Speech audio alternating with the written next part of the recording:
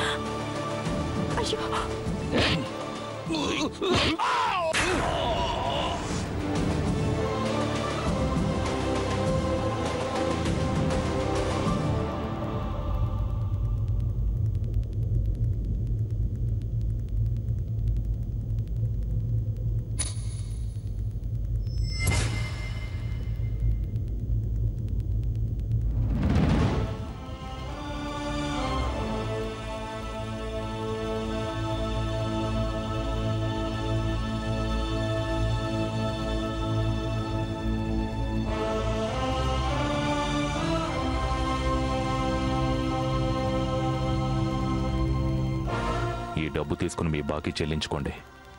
సరిపోకపోతే అడగండి, ఇంకా ఇస్తాను. కేవలం డబ్బు కోసం ఒక ఆడపిల్లని 10 మందిలో అవమానించడం కరెక్ట్ కాదు.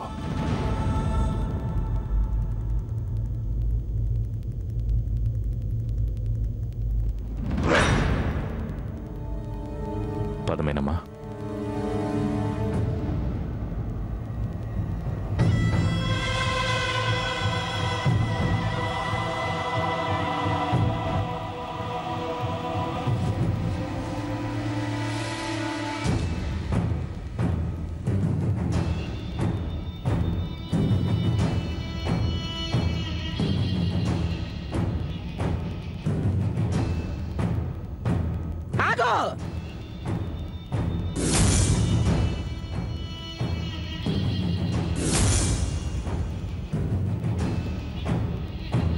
బాకీ తీర్చకుండా ఎక్కడికి వెళ్తున్నావు?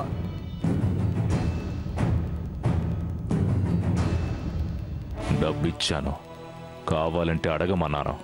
ఇంకెంత కావాలి? నువ్విచ్చిన డబ్బుతో తీసుకున్నప్పుడు చెల్లయింది, కానీ నా మీద పడ్డ దెబ్బకి బాకీ ఎలా తీరుతుంది?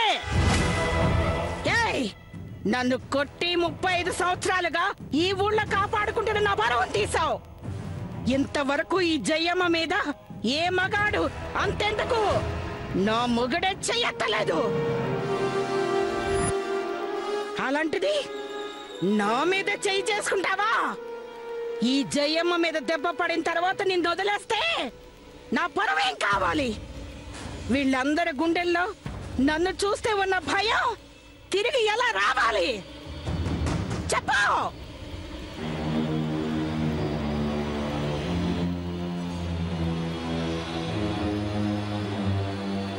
నన్ను క్షమించండి అమ్మా. ఆడది మీద చేయి చేసుకోవడం నేను చేసిన తప్పే. నా భార్య మెడలో ఉన్న పసుపు తాళి మీద చెయ్యి వేసేసరికి ఆవేశం ఆపుకోలేక చేయి చేసుకున్నానే తప్ప వేరే ఉద్దేశం కాదు. నా తప్పును మన్నించండి. నేను చేసిన తప్పుకి అందరి ముందు క్షమాపణలు అడుగుతున్నాను. నీ క్షమాపణలతో పోయిన నా పరువు తిరిగి రాదు. నీ మన్నింపులతో వీళ్ళ గుండెల్లో పారిపోయిన భయం తిరిగి రాదు.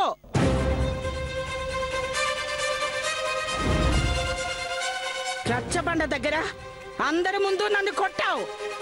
ఇదే రచ్చబండ సాక్షిగా అందరి ముందు నా మీద పడిన ఒక దెబ్బకు నీ మీద 10 దెబ్బలు పడాలి. అప్పుడే లెక్క సరిగ్గా సరిపోతుంది.